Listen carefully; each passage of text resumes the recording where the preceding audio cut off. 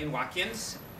I'm a professor at George Washington University, where I teach instructional design, needs assessment, research methods, and a variety of other courses related to performance improvement. We're located in Washington, D.C. My office is about 4 blocks from the White House, which has advantages and disadvantages. When the motorcade decides to come by our office, it's a good 5-minute interruption of motorcycle noises going up and down the street. But it's an exciting place to work at the same time.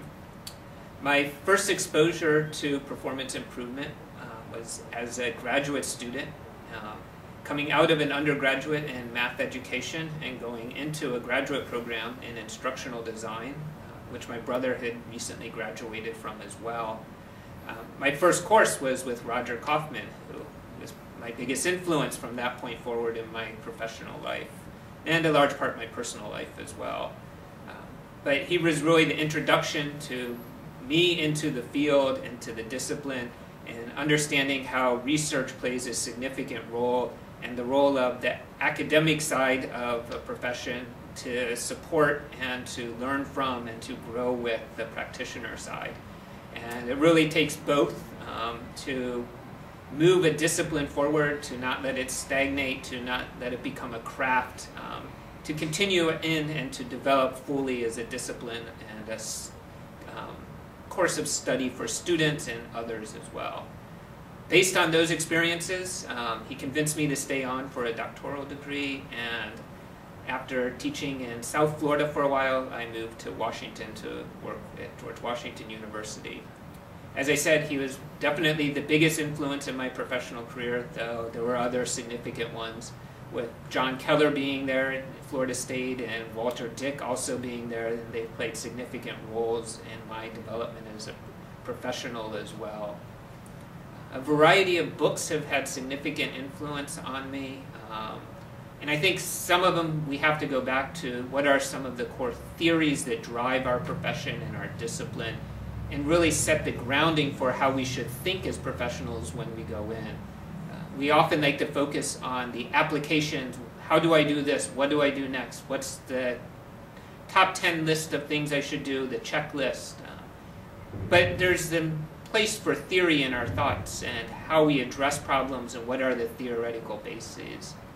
So a variety of writings on systems theory, change management theory, have all been very significant in helping shape my understanding of how performance improvement fits in with other disciplines, how we relate to organizational development, how we relate to HR and HRM programs, where we draw on them and where they could really benefit from drawing on us, and how we bring their research into our practice and our practice into their research, which has led to a lot of very interesting and exciting projects over the years.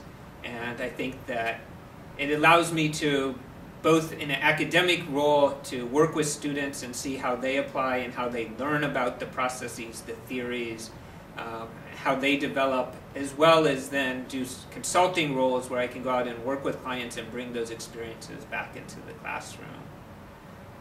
One of the more interesting projects that I've had recently, and I think that it shows to me the value as performance improvement as a discipline fans out into others, is in the area of capacity development and international aid. I've been recently working with the World Bank, who does a lot of work in how do we develop the capacity of countries that are fragile states or stricken with poverty, and how do we bring their capacity so that they can achieve the types of results they want to achieve.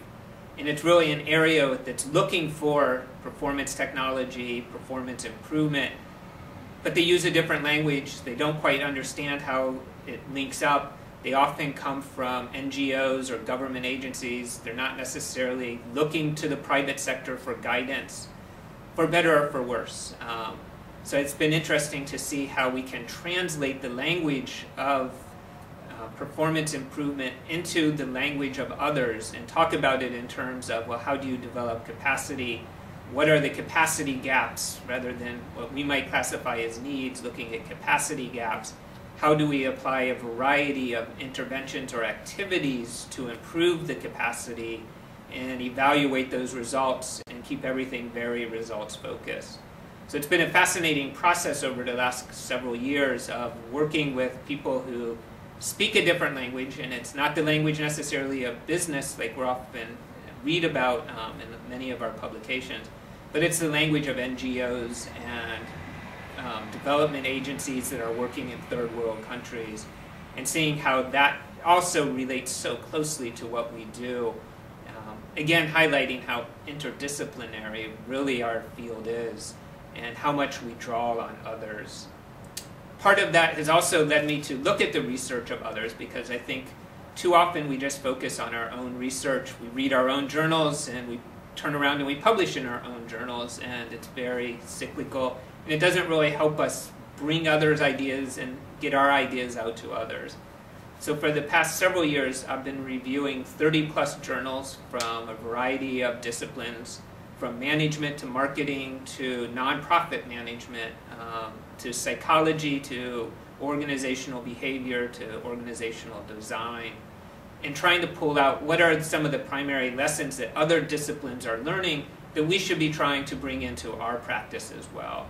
Again, trying to merge where does research really meet with good quality practice within a discipline, and then how can we use that to grow a discipline and bring more people into the fold and expand our message and hopefully help others achieve the desired results. Often people ask me what I do. Depending on the context, I may say that I teach at the university and just leave it at that. That's the simple elevator speech. But if people are actually interested, I would narrow it down to say, basically, I help individuals and organizations decide how they can best improve performance, whatever that performance may be. They define their goals, they know their context. What I can bring to the table is a good understanding of how people perform, how we can look at different aspects of that performance through a performance analysis, look at the root causes of performance challenges when they show up, and then look at a variety of interventions that can really pull this all together and improve their performance. And it's getting those results at the end that matter absolutely the most. And I think that we as a discipline can offer this as a very good resource for others to use at the same time, which has led me into a variety of interesting projects that include several books, most recently the Handbook for Improving Performance in the Workplace, focusing in our volume on the identification, selection, and implementation of different performance improvement activities. And we worked with 34 different authors who were known for their work in different types of interventions or activities that we might use. Everything from job crafting to succession planning to incentive systems to how do we design good performance feedback, performance management systems. Tried to get a variety of authors from different disciplines to contribute.